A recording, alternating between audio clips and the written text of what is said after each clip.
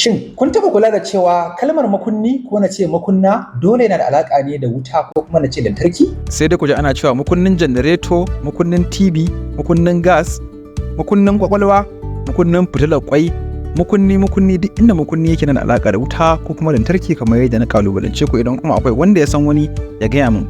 Makunni dai a turanci shine switch. Kalmar switch ita Bahaushe yake cewa makunni ko makunna. Duk da na san cewa akwai bambance-bambancen kalmomi irin na 'yan Zamfara da 'yan Sokoto, su ma ina kyautata zaton makunni suke cewa ko kuma makunna.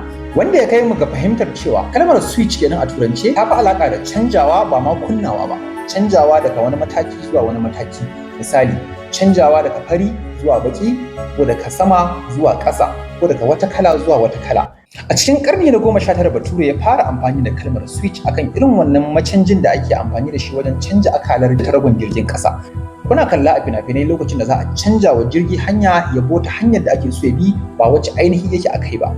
Daga bisani aka samar da switch na canjin wutar lantarki wanda muke amfani da shi a yau da gobe ko kuma na ce wanda suke amfani da shi a waɗancan lokutan.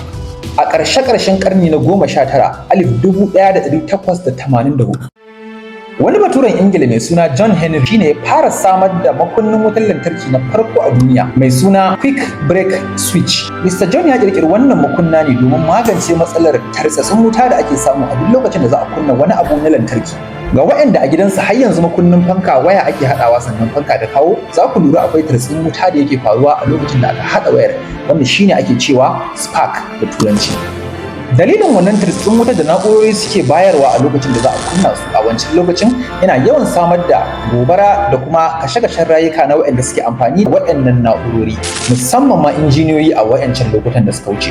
Fasahar quick break switch ce ta zo da maslahar saurin haɗa wannan wayar har ma da ido ba zai iya lura da lokacin da tartsatsin wutar ya faru ba. Wannan sabon makunni ya samar da farin ciki a zukatan mutane a Ingila a wancan lokacin saboda babu wata fargaba na kawo wata tartsatsin wuta a lokacin kunna na'urori, kuma sannan babu wata barazana ta yin gobara a dukkan na'urorin da mutane suke siya. Sannan fasahar makunnin quick break switch har yanzu da ita yawancin kamfanonuwan da suke hada makunnan fitilar lantarki suke amfani da shi, wanda har yanzu idan da zaka buɗe makunnin fitilar kwan gidanku zaka iya ganin wannan irin sifirin nan a ciki.